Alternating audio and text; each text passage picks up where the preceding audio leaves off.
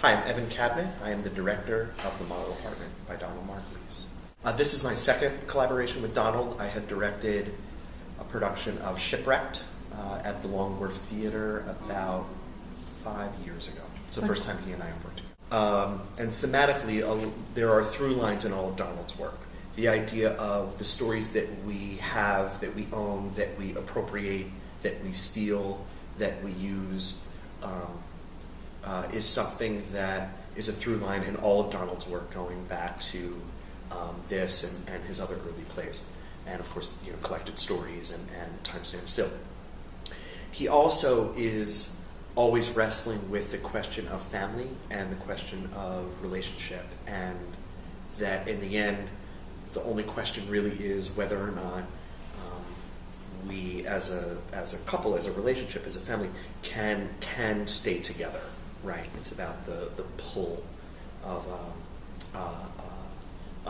relationships over time.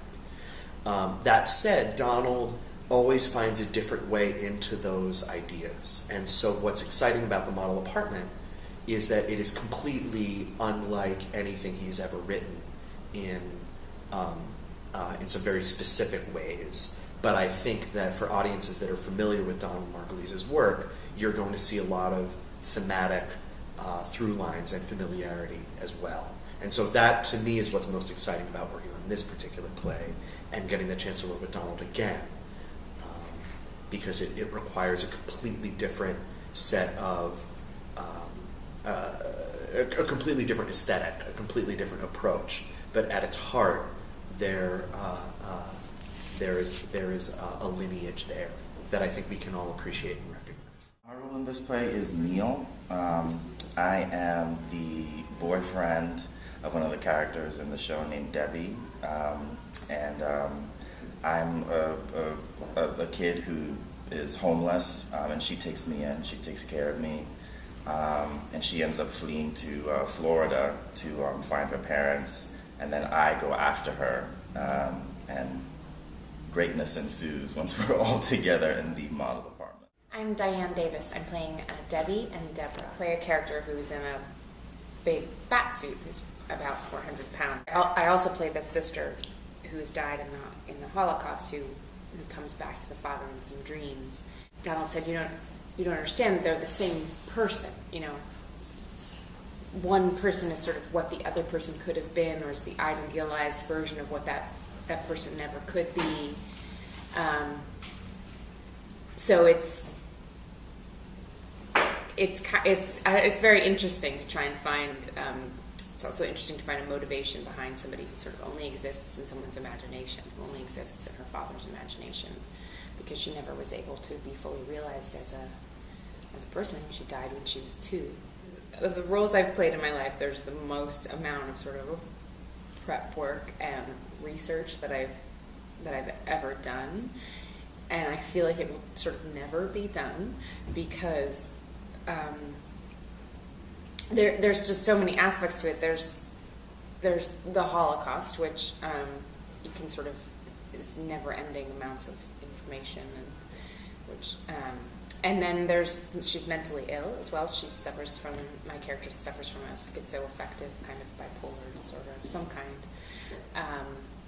So really trying to figure out, what that's like to live with that, and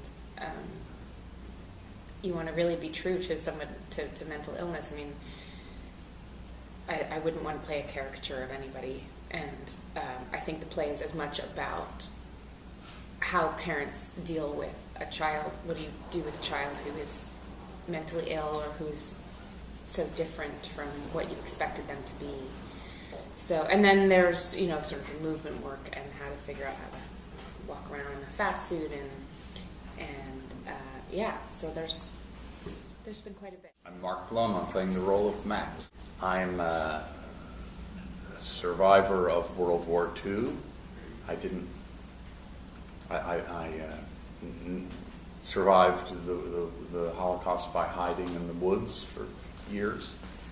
I've escaped and come to America and spent the last 40 years in Brooklyn selling sportswear.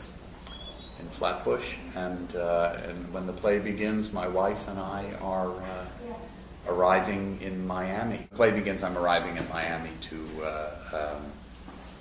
retire and to theoretically put up my feet and read the Wall Street Journal and wear sunglasses. Catherine Grody Lola. I'm a mother and a wife. I'm a Holocaust survivor. And I'm trying to please both my husband and my daughter. And I think, as a lot of mothers know, that's sometimes not easy to do if you have a husband and children that have different needs. And how do you take care of both of them and yourself at the same time? And usually yourself, you know.